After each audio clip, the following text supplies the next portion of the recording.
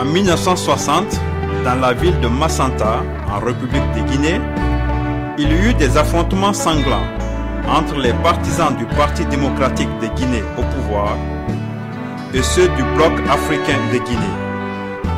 Ces affrontements inspirèrent un jeune prêtre du nom de Raphaël Paquilé-Théa à écrire le texte La paix. Et on voit qu'en 2013, des Guinéens s'entretuent encore, ce qui me pousse à sortir ce texte qui reste d'actualité.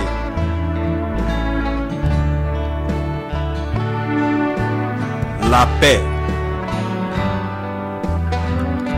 Ce dont le monde entier a surtout besoin, c'est la paix. Non seulement notre Afrique, mais la terre entière.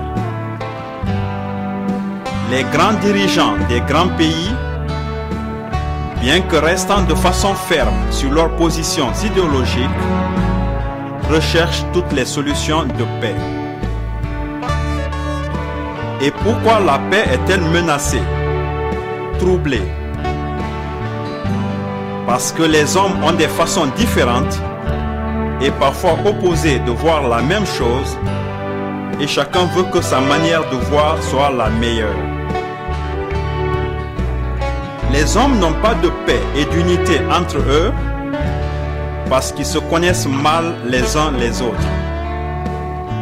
Ils connaissent mal l'histoire des autres, la pensée des autres, l'opinion des autres, et ils les jugent avec des yeux qui ne correspondent pas à la réalité. C'est vous dire qu'ils les jugent mal. Et ils cherchent en conséquence à leur nuire depuis la façon la plus bénigne jusqu'à la façon la plus forte. J'aime la paix, l'union et l'unité. J'ai écrit ces quelques lignes pour créer autour de moi, dans l'esprit, dans le cœur et dans la vie de ceux qui les liront, une atmosphère de compréhension et donc de paix, si ce n'est d'amitié. Nous avons absolument besoin d'union, d'unité et de paix pour la construction de nos jeunes nations. Si nous nous bouffons le nez les uns les autres, nous ne pourrons pas utilement travailler.